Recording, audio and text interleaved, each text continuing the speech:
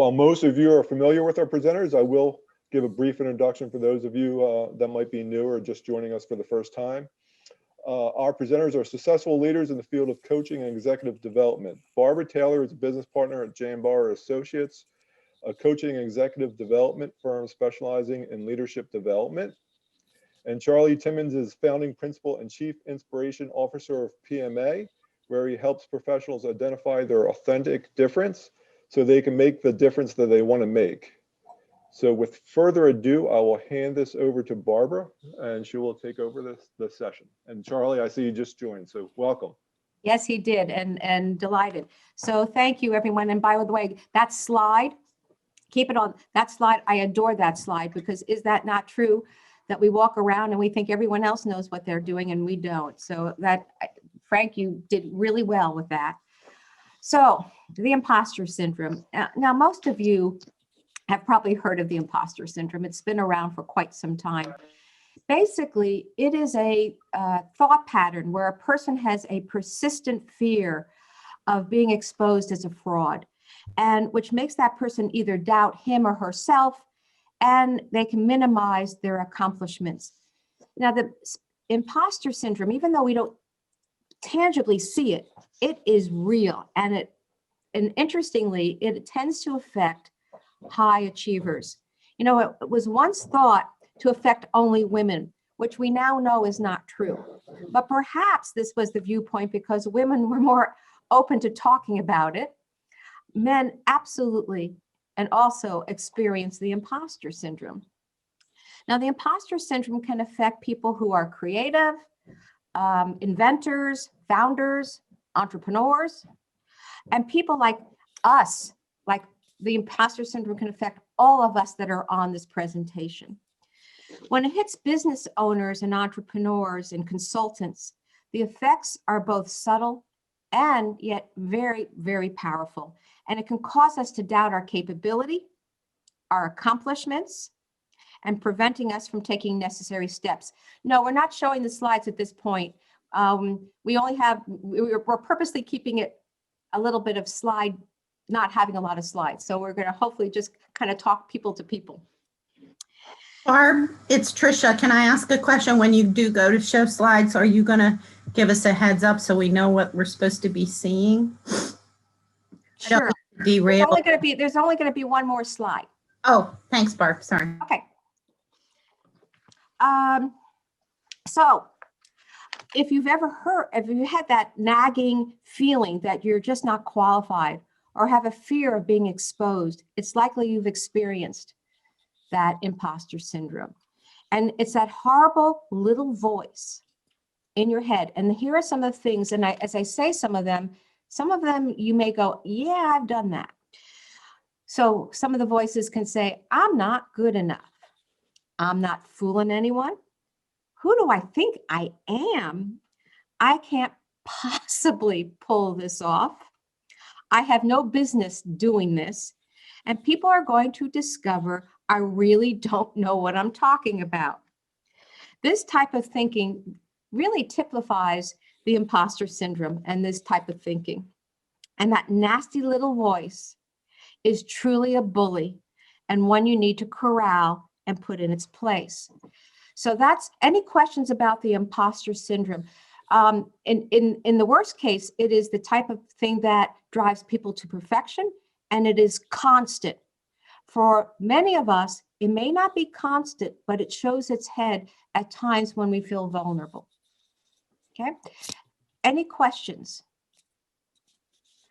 Then it is my real pleasure to turn this over to Charley, because you have a great, powerful story, and I'm going to ask you to tell it to the group.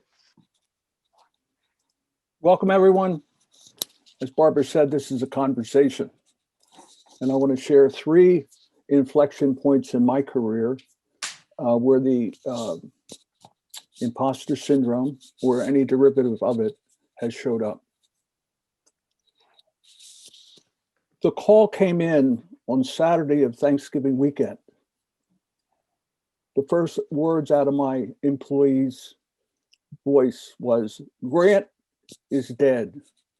Grant was the founder of my firm. He was my partner. He was an icon within the industry. I was learning and growing with him. And suddenly, he was gone. The future was uncertain. I was driving from North Carolina, where I'd spent Thanksgiving. It was a long ride home. My mind was immersed in all kinds of questions for which I did not have answers. Things went through my mind. What's next? What's going to happen to the company? I was a minority partner. I had 8 people on my team. For them, it wasn't a job, it was a career. What do we do next? My mind wandered in lots of different directions. I'm not qualified to take over at this particular point. I was being groomed for the top job. Yes, I helped open an office in Philly. Yes, we went to $3 million in 3 years, but running the whole show, am I ready? Will I be accepted? Will my team follow me? What if I fail? I've never done this before. Will I let others down? And it's his program, it's not my program. So these things went through my mind for the next several weeks. And finally, when the word was announced that the company would shut down, I had a decision to make. And I had to push through all of this self-doubt and concern and just do it, as the ad says. 8 families depended on me. But I was frightened and I was scared. And it was through my team that they reassured me that we were capable of doing this. We weren't going to change anything, really. We were just operating a little bit differently. And that was the birth of PMA, Personal Marketing Associates. For the next 6 years, we got back on our feet and started delivering our service to our clients, because our job was to help people who were in transition find new work. That was the focus of our business at the beginning.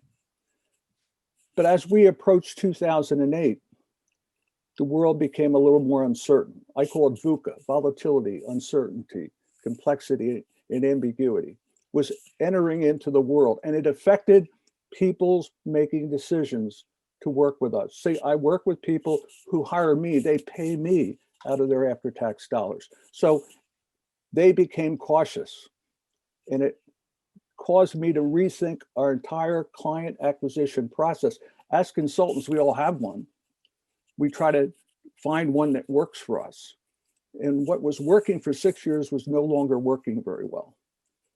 I made a commitment that within 3 years, I would be 100% referral business. At that time, I was only 10%. So you can imagine all of the questions that went through my mind. But I realized that people need to know you, like you, and trust you. And when you're soliciting people for consulting services, they start out with low levels of trust. How do I get them to know me, like me, and trust me? So we had to develop a whole different model, fraught with questions. And again, what if I fail? What if I come up short? What if I'm wrong? Should I lower my fees to get accepted? These are the types of things that occur when we are not certain, when we have that little voice in our heads questioning us. And it affects our performance. It affects how we show up in meetings. It affects how we work with our employees. We transformed our client acquisition process. In 2012, I had a very interesting thing happen. Up to that particular point, my role was to, quote, sell people on our services. I was the one that qualified them, explained to them what we could do for them. I had them press hard on 5 copies and hand me a check. That was my role. That's what I did. I was good at it. Suddenly, I was running the whole show. One day, a Beacon member was sitting in front of me. He said to me, "Charlie, I want to work with your firm." I said, "Fantastic, let's get going." He said, "No, I have one condition." "What's that?" "I want you to be my coach." "I don't do that. I can't do that. I've never done that. I don't have the credentials to do that." He said, "You'd be great at it." And we struck a deal that I would, for 30 days, be his coach. And at the end of 30 days, we reevaluate and understand what should we be doing together. Or should he be working with one of the people on my team? I haven't looked back. That's what I do now. I work directly with my clients. What would other people in the industry think? What my other clients think? Was I good enough? What if I failed? Am I wrong? See, I didn't have the credentials, all those acronyms after people's names. I just had 20 years of work experience helping people through these trials and tribulations that they had. We got through that. And today I realize that all of this noise in my head, much of it was rooted in a lack of self-awareness of my assets, what are my strengths, what was my purpose. When we know these types of things, it quiets the noise in our head. My job is to help people uncover their hidden potential, to enable them to become the best versions of themselves. And every time I have one of these challenges where I question myself, it's an opportunity for me to become the better version of myself. Barbara? Thanks, Charlie. That's wonderful. I believe we're going to be, do you want to talk about the breakout, or would you like me to do that? Well, I want to close with a thought. We're all professional service providers, and we find those client problems that we're best able to solve. We design the solutions that solve the problems better than our competitors. We see ourselves as solution providers, yet we often second guess our own instincts. Fear, whether it's rational or irrational, hold us back. And as we perfect our point of view and fine tune our solutions, we're often overwhelmed with those kinds of questions, doubts, and fears that are part of this imposter syndrome. Am I good enough? Does my approach work? What if I'm wrong? What about the people on my team? Can I keep them? All those types of things pop into our particular head. And it goes back to what they said in Wayne's World. I am not worthy. I am not worthy. It runs through our head. Head trash accumulates. Those self-limiting beliefs and stories that we tell ourselves. On the one hand, we believe we are the answer. On the other hand, we're skeptical, we're uncertain, and we're hesitant to promote our special sauce for fear of fill in the blank. Go ahead, Barbara. All right. Thank you. Oh, hope that no. was helpful. I mean, I, as you talked, I have a feeling many of us just kind of went, All right. So with that, with Charlie's story that you heard, that the things that were going inside his head, was he a fraud? Could he really do it? Whatever. What we're going to start with is we're going to put you into breakout groups, and we actually are going to have a facilitator. Charlie will facilitate a group. Frank, Amy, myself, Lori Rosenthal, and Maria Bommersbach have agreed to also be facilitators, so that when you're in your breakout group, that we actually become a little vulnerable, and we talk about, every person gets a chance to talk about a time or how you face the imposter syndrome. You're going to have 20 minutes, and then we'll come back and we're going to get into more about the imposter syndrome. Don't worry, we're going to get into remedies. So we're not going to leave you with all the angst. We're going to talk about how to deal with it as well. Barbara, yes. if I could say something, these breakout groups in the Zoom rooms are not recorded. Please, everybody needs to understand that. Thank you for saying that. Yes, so yes, please feel free to be as open as you feel like you can be. And Frank, do you want to put us into those breakout groups? Sure. That we had good discussion in my group, and I hope all the groups felt that that there was some good discussion, and a time, to me, vulnerability can be a strength. And so hopefully that you all were feeling pretty strong. I want to now bring this to the next part of our program, which will get to Amy telling about a situation that she has had, and then we'll go back into another breakout. So Amy? Thank you so much. For me, I've had the imposter syndrome for many, many years. And whether it was in my career in corporate America or on my own, which started 9 years ago with my company, it was always, I'm not worthy enough. I can't do that. Last spring, as many of you would call, almost a year ago, the pandemic hit and businesses were scrambling. And my service, my want to help others kicked in. And I realized that there was the Paycheck Protection Program available for businesses. So one of the things I did was call all of my clients and people that I knew and just reached out to say, how are you doing during this pandemic? Are you, don't jump off that cliff. I know you want to. Don't jump off the bridge that's behind Eleanor. Just hang in there. There is help coming. The PPP came out, and then, of course, it ran out of money because all of the big companies got it. And the small businesses were still scrambling. They could not get the money. And so I started reaching out, and many of you actually attended one of the presentations that I did on the PPP. And I did presentation after presentation. And I also said, as some of the people in my group shared, that I didn't know all of this, but this was here. The fact is, it was changing every single day. And I just was like, okay, this is what the information is as of today. It may change tomorrow, but it is available to help you. I was so busy helping people. I didn't even think that I wasn't good enough. I was giving myself to other people saying, hey, this is what's available. There's this information, there's this grant, there's this. I was just in mode of helping others. I was authentic when I said, I don't know if you're going to get it. I don't know what the rules are. The economic industry disaster loan became available for people. I said, I don't know. Some people are getting it, some don't. But here is how you do it. And so just by being authentic, offering to help people, knowing that we were all being vulnerable with a pandemic, with the unknown, with all the confusion, and just being a sounding board for people to be able to say, hey, what about this? What about this? And I was able to help people. So that's where I suddenly woke up about 2 months later and went, wow, I knew that.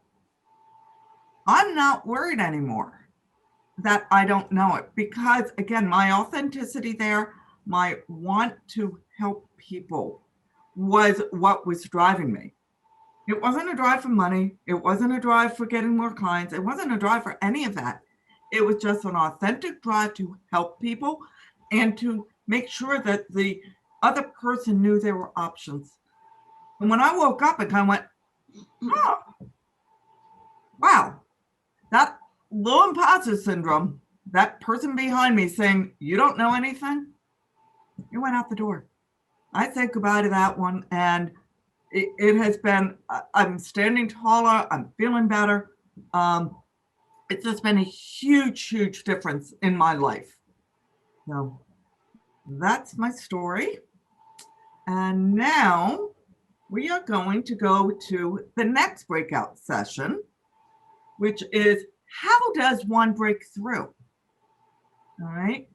And what are some of those remedies that when you recognize it, or like I did after the fact, you go, oh, that's how I can fix it the next time if it pops up again. All right. What we're doing here is making people aware that there is something called the imposter syndrome, that little voice in the head. And now we're going to switch over to offering remedies. All right. Now we do want a couple of people to, be the spokesperson and not the facilitator. So if you want to just jot down like one of your best ideas out of the group right before we come back. And this session will be about 15 minutes. All right. See you all soon. Amy, are you going to facilitate the group or ask, or do you want me to do that? Why don't you do that? Because I can't remember who all the groups were. So we're gonna be asking someone from each of the groups to come up with one idea that really came out strong in a remedy, and because I know my group, Rich Richardson, aren't you lucky? You get to go first. What is, because I think the one you're going to mention is pretty unique, so everyone else can sigh going, oh, thank God he didn't take ours. So go ahead, Rich. Sure. Thanks, Barbara. We came up with a couple. The first was a personal story that I'd shared about a friend who died from pancreatic cancer several years ago. Her husband gave me a smooth stone that I carry in my pocket. And so when I'm feeling that anxiety creep up, or I'm feeling not quite who I need to be or what I need to be, I stick my hand in my pocket, and just a few strokes of that stone brings me back to center so that I can be more effective in my conversation. Great. Thank you, Rich. I'm gonna stop you there. Okay. We're all going to go one. Another group, who would like to go next? Charlie will. Go ahead, Charlie. Pam, we selected your idea as the best. So would you share it with the group? Sure. So a few years ago, I discovered this concept of, or created this concept of a you don't suck buddy. And so the idea is that you have somebody in your network who you feel completely comfortable being vulnerable with, who knows that they're your person. And so you can call them, text them, email them, whatever, on any given day and just say, can you remind me? And they will list off for you all of the reasons that you don't suck. Because in that moment that you have that inner critic going on, all you're thinking about is all the ways that you actually do suck. And you need somebody to break that cycle for you. And so that's my concept. Show them the product we better make. So Charlie believes that we should create a product similar to the easy button that just says you don't suck. And so actually you could just press it, and any day, sort of like Rich's idea of this stone, you would just press this and it would remind you that you don't suck. Cool. All right. Hey, if the easy So button Charlie and I are gonna When you push trademark the that, button, Brenda. Bluetooth connectivity sends a text message to your designated don't suck buddy. So it Oh. actually gets you a response back from them reminding you that you haven't asked. Love that. You could All right, here we Yeah. go. We have creativity and entrepreneurship coming right through. absolutely. All right, maybe Charlie, you gave me an idea. Maria, you facilitated a group. Sure. who- I'm going who's to ask Susan if she'd like to be our spokesman because she sort of wrapped it up for us. Okay, Susie. Sure. It was just, I think, an overall great blend of all of us. It was an approach that we all came up with together. And it was really know yourself well enough to be vulnerable, to ask a lot of questions, to know that you are enough. And that's the mindset that we really all came up with together. Okay, thank you. Lori, who in your group? So Bruce has graciously agreed to represent us. Okay, thank you. Now, one of the points I made is that when I have an issue, I reach out to two friends of mine who I've known for more years than I'd like to admit, and they probably them the same, that when I need advice or just discuss an issue, I reach out to one or both of them, and they tend to give me the feedback I'm looking for and provide guidance as to how to proceed with the issue that I'm discussing with them. Okay, so if I could just add a little bit to that, is a realization that women tend to reach out to other people more often than men do. And so we asked Bruce to represent us to say it's okay for guys to reach out to others, to not deal with being macho and the whole, male ego thing, that what comes more naturally to women, men should take advantage of as well. Right. Yes. Yes, I remember my dad making it purposefully when asking for directions so that we would realize that he could ask for directions and we should too. All right, Amy, how about who's in your group that? Deming was the one who came up with well, he spoke about it, so we're going to have him talk.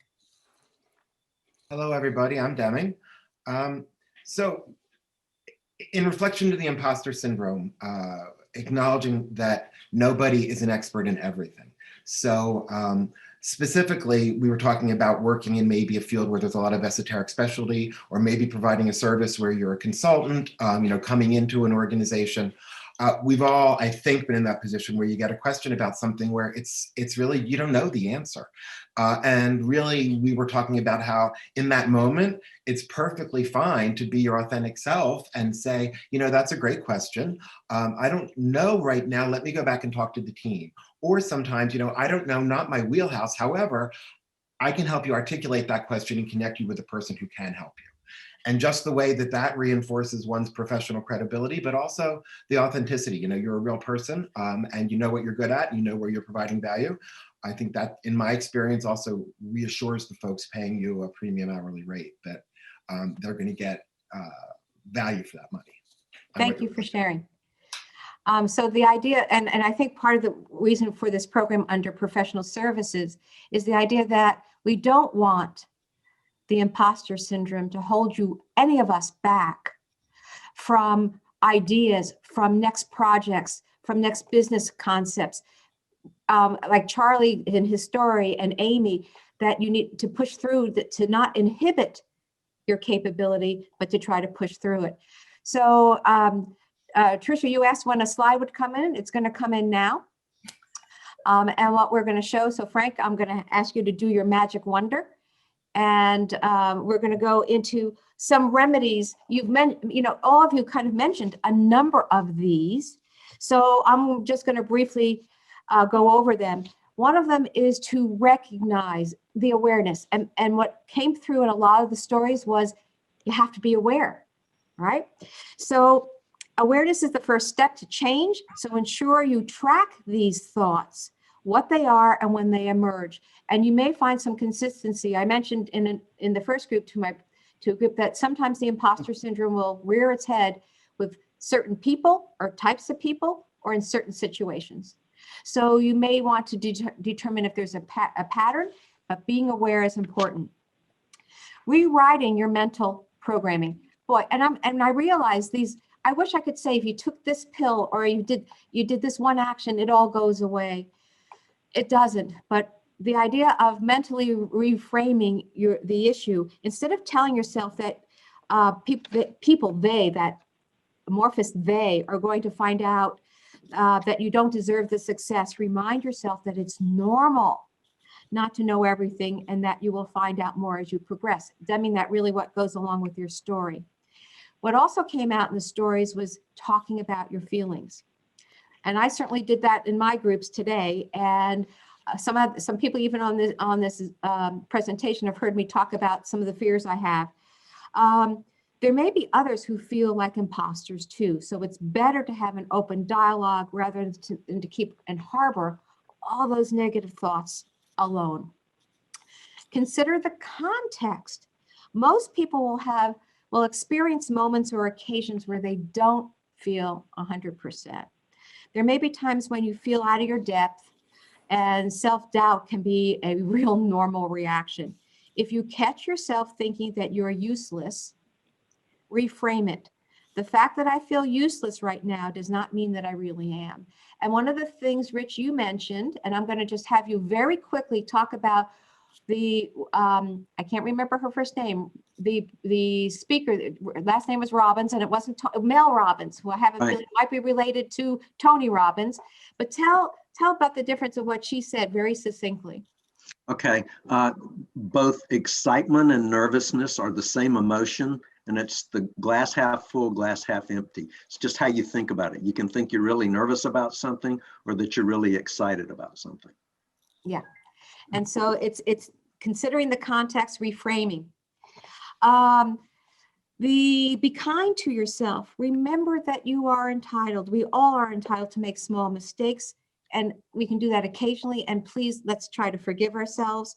Don't forget to reward ourselves for getting some big things done right. So let's keep perspective. I love this next one. Visualize success. Keep your eye on the outcome. Completing the task or making the presentation will keep you focused and calm. So visualize what that will look like. And this came out very much in the stories. Seek support. Everyone needs help. Recognize that you can seek assistance, whether it's professional or good friends or a suck buddy. I love the suck buddy. And that you don't have to do everything alone. This will give you a good reality check and help you talk things through. So those are some of the remedies with that. And any questions or thoughts or things to add to the imposter syndrome as a whole, or to some of these remedies? So I just want to build on your on the conversation of the glass is half full or half empty. Every morning I write down a new motivational quote for the day to kind of start on a positive note. And one of them happened to deal with how much time we spend trying to figure out, are we a half full, half empty kind of person, and the people we're interfacing with.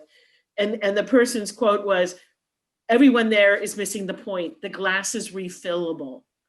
And so it helps to take off that pressure of, it's once and done, it is or it isn't. And so it really resonated for me that there's always opportunities, there's always ways to grow and change.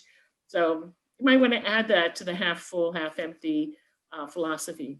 Yeah, and building on that, Barbara said that in our group meeting that situations are not binary. You're not successful or you're a failure. You got to think about it in context. So cool. Yeah, so I'll add to that borrowing from improvisational theater, and the cardinal rule or the principal rule of improvisation is you have to say yes to whatever, regardless of how crazy the storyline is or what somebody's offered you. You have to say yes and. Mm-hmm. So it's yes and, which is expansive and gets away from an either or. Yeah. Because there's this notion that we can vanquish, or that we need to, or that we should vanquish the imposter syndrome. And it's not going away for any of us, is what I would propose. And we need to move forward regardless. Cool. Thank you. I also would, I'm sorry, Barbara, if you need to move on. Go. I just wanted to share a personal insight as somebody who has worked on this, both with friends, colleagues, and with professionals.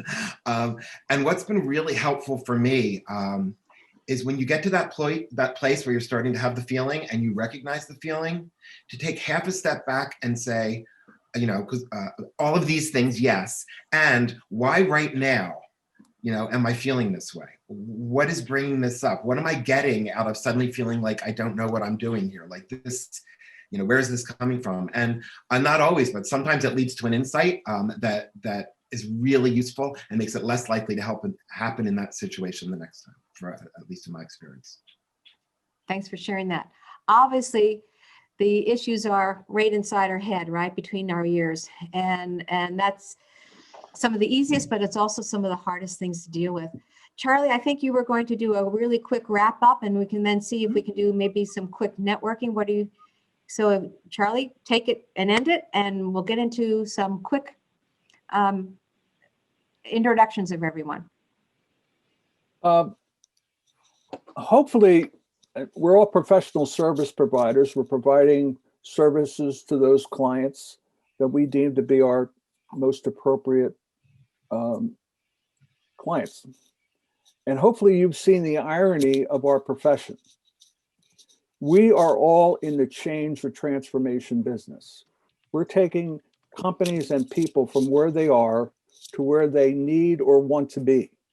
We're providing our expertise, our resources to motivate them to move forward to that better version of their business or themselves. That's what we sign up to do.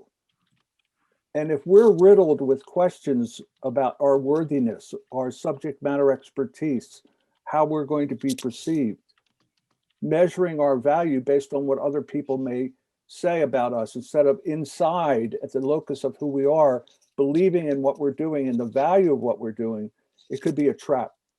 The inner critic resists our need to recreate ourselves, our business models, and the clientele that we serve. And if we allow that inner critic to make a lot of noise in our head, we're not able to move forward. One of the remedies that I believe truly for professional service providers, what is your why? What is your purpose? That's the anchor. When we know what that why is, if we know why we're doing what we're doing it for whom, that helps to calm the critic in our head, because that's our truth. And critics can't overcome our truth. So I really appreciate all the input that everybody gave on this particular call. I think we've all learned a lot. Beacon is the premier executive networking organization serving the Mid-Atlantic region. To learn more, go to beaconforlife.org.